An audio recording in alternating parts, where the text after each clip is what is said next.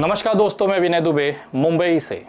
आज मैं इस वीडियो के माध्यम से सबूतों के साथ आपको ये दिखाने की कोशिश करूंगा कि दरअसल मणिपुर में जो हो रहा है और जो दिखाया जा रहा है वास्तविकता उससे बहुत कोसों दूर है, और वो भी सबूतों के साथ उसका मैं आज एक्सपोज करने जा रहा हूं। मैं आज आपको बताने जा रहा हूं कि आखिर मणिपुर को कौन जला रहा है। मैं आज आपको बताने जा रहा हूं, दिखाने जा रहा हूं और आसान भाषा में समझाने जा रहा हूं कि मणिपुर का आज जो जलना है दरअसल उसकी शुरुआत कब से हुई है। आज जो जलता हुआ मणिपुर आप देख रहे हैं, जहां पर इंसानियत लगभग मर चुकी है। मैं ये इसलिए कह रहा हूं क्योंकि एक लड़की का वीडियो बहुत वायरल हो रहा है। 21 साल की लड़की को नंगा किया गया, नग्न अवस्था में उसे सड़कों पर दौड़ाया गया, सैकड़ों की भीड़ ने उसका पीछा किया, कितनों ने उसके योनि उसके स्तनों को नोचा, बहुत सारे लोगों ने अपने हवस का शिकार बनाकर उस लड़की के साथ गैंग रेप किया, और यहाँ पर भी उनका मन नहीं भरा तो उन्होंने उस लड़की की हत्या कर दी। क्या कोई इंसान इस लेवल तक जा सकता है, इतनी नफरत अपने दिल में पाल सकता है? इसका जो संबंध है वो मणिपुर के इतिहास के साथ है। अगर आप इसके इतिहास को नहीं जानेंगे तो मणिपुर का जलता हुआ वर्तमान आपको तनिक भी समझ में नहीं आएगा। दरअसल नए भारत का ये जो जलता हुआ मणिपुर है उसका संबंध है इतिहास के पन्नों में। जी हाँ, 1947 ये सन तो आपको याद ही होगा, जब भारत आज़ाद हो रहा था और अंग्रेज भारत छोड़कर वापस जा रहे थे। अंग्रेजों ने 200 सालों तक भारत पर राज किया। उनकी सबसे बड़ी जो नीति थी वो थी फूट डालो और राज करो। लेकिन जाते जाते भी अंग्रेजों ने इसी ब्रह्मास्त्र का इस्तेमाल किया, जिसकी वजह से आज मणिपुर की ये हालत है। दरअसल आपको समझना होगा कि जब 1947 में अंग्रेज भारत छोड़कर जा रहे थे तो उस समय राजा महाराजाओं का दौर था। अंग्रेजों को जब वो अपने राज्य सौंप दे रहे थे तो उनके सामने बहुत सारे विकल्प रखे गए। मणिपुर में ऐसी व्यवस्था नहीं थी। अंग्रेजों ने वहाँ के स्थानिक महाराजा बोधचंद्र सिंह के कंधों पर मणिपुर की जिम्मेदारी दी और उसके साथ वो खेल गए वही ब्रह्मास्त्र, जिसकी वजह से आज मणिपुर जल रहा है। अंग्रेजों ने जाते समय बोधचंद्र सिंह को ये कहा और उनको विकल्प दिया कि अगर आप चाहें तो आपके पास 3 विकल्प हैं, उसमें से कोई भी आप चुन सकते हैं। पहला विकल्प था कि वो मणिपुर का विलय भारत के साथ करके भारत का हिस्सा हो जाएं। दूसरा विकल्प था कि वो अपना विलय पाकिस्तान के साथ करके पाकिस्तान देश के साथ चले जाएं। तीसरा विकल्प था कि वो किसी भी देश के साथ न जाकर एक स्वतंत्र मणिपुर देश का स्थापना करें और अपने आप को स्वतंत्र रखें। बोधचंद्र सिंह को ये बातें समझ में आई। उन्होंने अपनी प्रजा से इसकी चर्चा की। तमाम प्रजा जो मणिपुर के लोग थे उन्होंने इस बात से समर्थन किया कि हमें स्वतंत्र देश के तौर पर ही रहना है और विश्व के अंदर मणिपुरी जो सभ्यता है, संस्कृति है, उसको विश्व पटल पर पहुंचाना है। बोधचंद्र सिंह ने 1948 में एक इलेक्शन या कि चुनाव का एक तरह से उनका सुझाव लेने के लिए एक चुनाव आयोजित किया, जिसमें वयस्क जितने भी मणिपुर के लोग थे उन्होंने अपनी बात वहां पर चुनाव के माध्यम से रखी। तमाम लोग चाहते थे कि मणिपुर स्वतंत्र ही रहे, लेकिन रिपब्लिक ऑफ इंडिया यानी आज का जो भारत है, उस समय के नेता चाहते थे कि मणिपुर का जो विलय है वो भारत में कर दिया जाए, जिसके लिए वो लगातार मणिपुर के राजा बोधचंद्र सिंह पर दबाव बनाए हुए थे। आखिर बोधचंद्र सिंह इनके दबाव के सामने घुटने टेक देते हैं और 1949 में एक विलय संधि पर हस्ताक्षर किए जाते हैं। बोधचंद्र सिंह भारत में अपने राज्य मणिपुर का विलय कर देते हैं, जिसको लेकर एक खासी नाराजगी वहाँ के स्थानिक लोगों में थी। यहीं से ये विद्रोह शुरू होता है। कुकी समाज का एक आदिवासी समाज है जो अल्पसंख्यक है। वो ज़्यादातर पहाड़ों में और जंगलों में रहता है। उन्हें ये लगने लग गया था कि भारत में विलय के बाद बहुत सारे जाति, बहुत सारे लोग हमारे जंगलों में आएंगे और हमारी जो नैसर्गिक संपदा है उसको नोचेंगे, उसे लूटेंगे और अपने फायदे के लिए हमारे जंगलों को समाप्त कर देंगे। इसी विचारधारा के बाद कुकी समाज में कुछ विद्रोहियों का जन्म हुआ। एक उग्रवादी समूह का उदय उस समय होना शुरू हुआ। 1949 से लेकर 1972 तक वो अपने अस्तित्व के लिए लड़ते रहे। वो अपने जंगल, जमीन और सभ्यता को बचाने के लिए बंदूक उठा लेते हैं। उसके बाद एक संघर्ष शुरू होता है। इसी दौरान मणिपुर को भारत सरकार ने राज्य का दर्जा नहीं दिया था। जब ये घटनाएं बढ़ रही थी, उग्रवादी घटनाएं बढ़ रही थी, कुकी समुदाय का सरकार के साथ झड़प तैयारी चल रही थी, बंदूकें चल रही थी, तो सरकार को लगा कि शायद अगर मणिपुर को राज्य का दर्जा दे दिया जाए तो ये झड़प और ये जो हिंसा है वो खत्म हो जाएगी। लेकिन भारत सरकार गलतफहमी में थी। ये संघर्ष चलते चलते 1972 हो जाते हैं। वर्ष 1972 में भारत सरकार मणिपुर को पूर्ण राज्य का दर्जा दे देती है। वहाँ पे विधानसभा की स्थापना की जाती है और संवैधानिक तरीके से सरकार बनाने की प्रक्रिया शुरू हो जाती है। लेकिन कुकी समुदाय को कुछ और ही पसंद था। वो नहीं चाहता था कि वो भारत के साथ जाकर वहाँ पर शांति स्थापित करें, क्योंकि उन्हें यह डर था कि उनके जंगलों में ये जो बाहर के लोग हैं या फिर जो अन्य जाति के लोग हैं वो घुसेंगे और हमारी संपदाओं को नुकसान पहुँचाएंगे। भारत सरकार भी ये समझ चुकी थी कि ये मामला ऐसे सॉल्व नहीं होने वाला है। 1980 का दौर आया, भारत सरकार ने मणिपुर को अशांत क्षेत्र घोषित कर दी। सैनिक कार्रवाइयां वहां पर शुरू हुई, आर्मी को वहां पर भेजा गया ताकि ये जो मणिपुर के जो कुकी उग्रवादी हैं इनका सफाया किया जा सके। भारतीय सेना ने भी पूरी ताकत लगाकर ऑपरेशन ऑल क्लियर शुरू किया। इसका पूरा मकसद था कि जंगलों में छुपे हुए जो उग्रवादियों के कैंप हैं, एक तरह से कुकी उग्रवादियों का सफाया करना इस भारतीय सेना का मिशन रहा। ये लड़ाई, ये विवाद, ये हिंसा 2008 तक चलती रही। उसके बाद दौर आया युद्ध विराम का। भारत सरकार, केंद्र सरकार, राज्य सरकार, भारतीय सेना और कुकी उग्रवादियों के समूह ने आपस में बैठकर यह तय किया कि आज के बाद से कोई भी हिंसा नहीं होगी। उग्रवादियों के दमन करने के लिए केंद्र सरकार ने आसफा नाम के एक कानून का इस्तेमाल वहां पे किया। इसका अगर सरल भाषा में मतलब देखा जाए या हिंदी में मैं आपको उसका बात बताऊं तो उसे कहा जाता है सशस्त्र बल विशेष अधिकार अधिनियम। जी हाँ, ये सैन्य कानून का वो नियम था कि सेना के किसी भी अधिकारी को, किसी भी सैनिक को मणिपुर के किसी भी हिस्से में जाने का था, अधिकार था। बिना कारण बताए किसी को गिरफ्तार करने का अधिकार था, किसी को भी कार्रवाई करने का अधिकार था। जब ये युद्ध विराम शुरू किया गया उस समय 2008 के दौरान, जब सारे लोग एक टेबल पर बैठे तो उसमें सबसे बड़ी कंडीशन यही थी कि ये जो आसफा कानून है इसे आप वापस लेंगे, उसके बाद ही इस युद्ध विराम को माना जाएगा। सभी सरकारों ने इस पर सहमति जताई और आखिर में 2008 में कुकी उग्रवादी, केंद्र सरकार, राज्य सरकार और भारतीय सेना के बीच में एक युद्ध विराम का संधि साइन किया गया। उसके बाद सभी को लगा कि शायद ये जो तनाव है मणिपुर के जंगलों को लेकर, जो एक लड़ाई है, जो हिंसा है, वो समाप्त हो जाएगी। इस संधि पर साइन होने के बाद भी कुकी समाज के बहुत सारे लोगों को ये डर था कि शायद सरकार हमारे साथ धोखा कर सकती है और ये जो उग्रवाद था, ये जो हिंसा थी, वो लगातार बढ़ती ही जा रही थी, क्योंकि कुकी उग्रवादियों का एक समूह ऐसा भी था जो इस संधि का पालन नहीं करना चाहता था। उन्हें यह पसंद नहीं था। कुकी समुदाय की इस तरह की हिंसा, बंदूक उठाने और इस तरह से अपने हक को छीनने की लड़ाई को देखकर मैतेई समाज भी अग्रसर हो गया। उन्हें यह महसूस होने लगा कि अगर हम भी इसी रास्ते पर चलते हैं तो हम भी अपने अधिकारियों को छीन के ले सकते हैं। शायद यही कारण था कि मैतेई समाज जो है अपने आप को अनुसूचित जनजाति यानी कि एसटी का दर्जा प्राप्त करने के लिए आंदोलन करने की शुरुआत करता है। ये दौर था 2010 से। दरअसल मैतेई समाज भी चाहता था कि हम शहरों में बहुत ज़्यादा संख्या में हैं, बहुसंख्यक हैं इस देश राज्य के अंदर, हमें भी जंगलों के अंदर जाना है, वहाँ ज़मीनें खरीदनी है, व्यवसाय करना है। लेकिन इसका विरोध कुकी समाज के लोग लगातार कर रहे थे।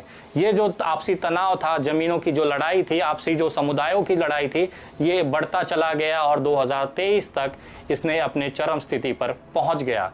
आज हालात ये हैं कि जो कुकी समाज हैं वो इस समय पीड़ित की तरफ पे हैं और जो मैतेई समाज है वो अपने संख्या के आधार पर इनके ऊपर हावी हैं। दरअसल ये हावी होने का एक कारण ये भी है कि जो कुकी समाज है वो जंगलों के अंदर फैला हुआ है, वो एक जगह बहुसंख्यक संख्या में नहीं है। लेकिन मैतेई समाज के साथ ये फायदा है कि उनकी जो जनसंख्या है एक छोटे से जगह पर बहुत ज़्यादा है कुकी समुदाय के कंपेयर में। यही कारण है कि इस तरह की कुकी समुदाय के ऊपर जो हिंसा हो रही है मैतेई समाज खुद तौर पर ये करे जा रहा है।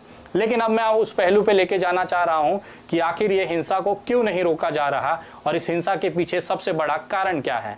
इसके लिए आपको मणिपुर के विधानसभा को समझना होगा।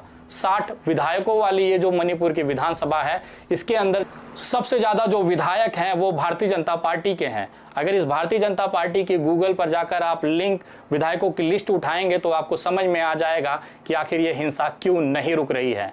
जी हाँ, सबसे बड़ा कारण ये है कि जो मैतेई समाज के जो सबसे ज़्यादा विधायक हैं वो चुनकर इस समय विधानसभा में हैं और ख़ास तौर पर बीजेपी के अंदर हैं। 19 जून को जब अमित शाह ने मणिपुर के विधायकों की एक बैठक की थी तो उसमें 30 से ज़्यादा विधायक मणिपुर की तरफ से वहां पर डेलीगेशन के तौर पर बैठे थे, जिसमें अधिकतर जो विधायक हैं वो मैतेई समाज के थे। मैतेई समाज की लड़ाई को विधानसभा के अंदर ये मैतेई विधायक जो हैं ये सपोर्ट कर रहे हैं। शायद यही कारण है कि जो 21 साल की लड़की का बलात्कार और गैंगरेप किया गया, उसमें उनके परिजनों का आरोप था कि पुलिस ने खुद इन लड़कियों को उन उग्रवादियों के समर्थन किया जो कि मैतेई समुदाय से थे। यही कारण है कि विधानसभा में बहुत संख्या होने के बाद, मतलब एक तरह से बहुमत होने के बाद, मैतेई समाज के लोग पूरी तरह से सरकार पर हावी हैं। चाहे विधिमंडल हो, चाहे प्रशासन हो, अधिकतर जो उसमें अधिकारी हैं, अधिकतर जो विधायक हैं, वो मैतेई समाज से हैं। शायद ये सबसे बड़ा कारण है कि अपने ही समाज को फायदा दिलाने के लिए उस तरह के हिंसा का वो मुक्त तौर पर समर्थन कर रहे हैं। अपने आप को अनुसूचित जनजाति में शामिल कराने के लिए मैतेई समाज 3 मई को एक रैली निकालता है। इसके विरोध में कुकी समाज के लोग भी एक विद्रोह करते हैं। इन दोनों समुदाय के बीच में टकराव का असर ये होता है कि प्रदेश में हिंसा फैल जाती है। इसी हिंसा से आपस में लड़ाई झगड़े और हत्याओं से बचने के एक 56 साल का पिता अपने 19 साल के बेटे और 21 साल की बेटी के साथ में अन्य 2 महिलाओं के साथ जंगल की तरफ भागते हैं। उन्हें यह विश्वास था कि शायद हम जंगल चले जाएंगे तो ये हिंसा खत्म होने के बाद हम लौट आएंगे। जंगल में चलते समय उनको वहां पर रेस्क्यू करने के लिए स्थानिक मणिपुर पुलिस पहुंचती है और अपने साथ उन्हें ले जाती है। मैतेई समाज के लोग कुकी समाज के लोगों को खोज कर मार रहे थे। पुलिस को जब पता चलता है कि ये जो 56 साल का पुरुष, 19 साल का बेटा और एक जो लड़की है वो कुकी समाज की है, तो उसके बाद वो उन्हें पुलिस स्टेशन ले जाकर छिपाना चाहते थे। लेकिन रास्ते में ही मैतेई समाज के लोगों का समूह उसे घेर लेता है। पुलिस के साथ हाथापाई होती है और इन तीनों को, इसके साथ में 2 अन्य महिलाओं को वहां से ले जाते हैं। सबसे पहले 56 साल के पुरुष यानी कि पिता की हत्या कर दी जाती है। उन 3 महिलाएं, जिसमें से एक की उम्र 21 साल, दूसरी की महिला की उम्र 42 साल, तीसरी महिला की उम्र 52 साल थी। उन तीनों महिलाओं से मैतेई समाज के उग्रवादी कहते हैं कि आप अपने कपड़े उतारिए। इसको देखकर 19 साल का लड़का अपनी बहन की इज्जत बचाने के लिए मैतेई समाज के लोगों से लड़ जाता है। बाद में उसकी पिटाई की जाती है, उसे गोली मारकर उसकी हत्या कर दी जाती है। मैतेई समाज के उग्रवादी इन तीनों महिलाओं को ले जाते हैं। उसमें से एक महिला के साथ ये गैंगरेप करते हैं और उसकी हत्या कर देते हैं। इसके बाद 20 दिन बाद तक ये मामला शांत रहता है, क्योंकि वहाँ पर इंटरनेट की व्यवस्था नहीं है। इस महिलाओं के परिजन, इस परिवार के लोग पुलिस स्टेशन जाते हैं और एक शिकायत दर्ज कराते हैं। 18 मई 2023 को वहाँ पर FIR दर्ज की जाती है, लेकिन कार्रवाई को ठंडे बस्ते में डाल दिया जाता है। 2 दिन पहले एक वीडियो सोशल मीडिया पर वायरल होने के बाद इस पर पुलिस जो है संज्ञान लेती है। मुख्यमंत्री सामने आते और कहते हैं कि ये कोई एक मामला नहीं है, 100 से ज़्यादा मामले इस तरह के हुए हैं जिस पर FIR दर्ज की गई हैं। इसका मतलब अगर इस तरह की जानकारी सोशल मीडिया पर नहीं आती तो शायद इस लड़कियों की जो बात है वो मणिपुर के अंदर ही जंगलों में दफन हो जाती, किसी तक ये जानकारी नहीं आ पाती। ताज़ा मामले में जो सड़कों पर निर्वस्त्र कर एक लड़की को वीडियो वायरल किया गया, उसमें एक आरोप 32 वर्षीय एक युवक की प्रमुख जो गिरफ्तारी हुई है, जिसका नाम है हुईराम हीरोदास मैतेई। ये मैतेई समुदाय से बिलोंग करता है। आपने वीडियो में देखा होगा, हरी शर्ट पहना हुआ जिसने निर्वस्त्र लड़की को पकड़ा था, ये उसका आरोपी बनाकर उसे गिरफ्तार किया गया। इसके अलावा एक और लड़के यानी कि आरोपी की गिरफ्तारी हुई है, वो भी मैतेई समाज से ही है। इसके अलावा आज सुबह खबर आई है कि ये जो आरोपी पकड़ा गया है, इसके घर को भी एक भीड़ ने गुस्से में जला दिया गया है, जिसकी वजह से वहां पर तनाव बढ़ा हुआ है। दरअसल मैतेई और कुकी समुदाय की जो लड़ाई है वो जंगल और अपनी जमीन, अपनी सभ्यता बचाने को लेकर है। इम्फाल में बहुसंख्यक मैतेई समाज भी ये चाहता है कि वो भी अपने आप को विस्तारित करे, जंगलों में जाए, वहां पर जमीन और व्यवसाय कर सके, जिसका विरोध करता हुआ कुकी समाज आज अपनी अंतिम लड़ाई की तरफ बढ़ रहा है। लेकिन इन सब के बीच में जो सबसे बड़ा चौंकाने वाला आंकड़ा ये है कि वहाँ के जो विधानसभा है यानी कि भारतीय जनता पार्टी के जो विधायक हैं, जो खासतौर पर मैतेई समाज से आते हैं, दरअसल वो नहीं चाहते हैं कि कुकी समाज के जनसंहार को रोका जा सके, क्योंकि वो भी उसी समुदाय से आते हैं जो आज बंदूकें लेकर जनसंहार और बलात्कार और गैंगरेप कर रहा है। शायद इन्हीं विधायकों का एक दबाव है केंद्र सरकार पर, जिसकी वजह से माननीय नरेंद्र मोदी जी पिछले 80 दिनों से अपने मुंह में दही जमा कर बचाए हुए थे, रोके हुए थे। वो नहीं चाहते थे कि मणिपुर के अंदर सरकार गिरे और इस तरह से मैतेई समाज को नाराजगी झेलनी पड़े, क्योंकि आगामी विधानसभा में मैतेई समाज जो है एक मुश्त भाजपा का समर्थक है, उनको वोट करता है। केवल सत्ता और वोट बैंक के लालच में नरेंद्र मोदी और भाजपा की केंद्र सरकार ने अपनी आंखें मूंदी हुई थी।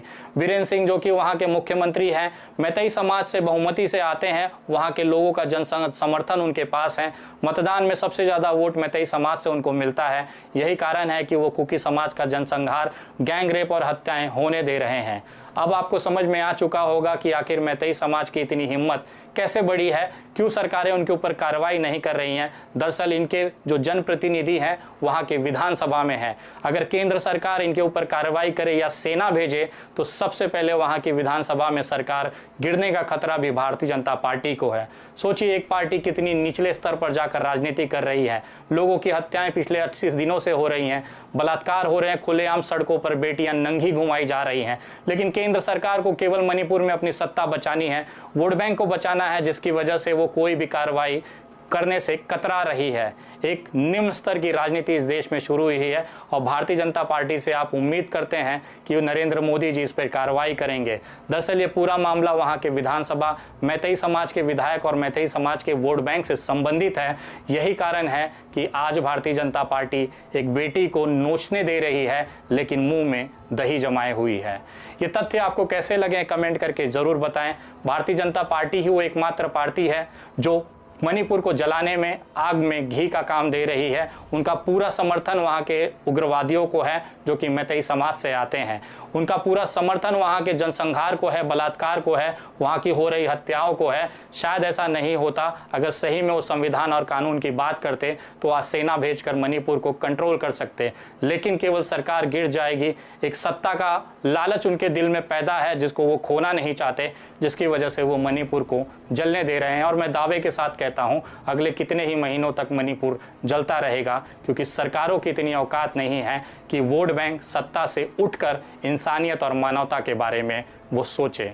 वीडियो ज़्यादा से ज़्यादा लोगों तक शेयर करें ताकि मणिपुर की असलियत और सच्चाई आप तक पहुंच सके। अगली वीडियो बहुत जल्द, तब तक जय हिंद, जय महाराष्ट्र।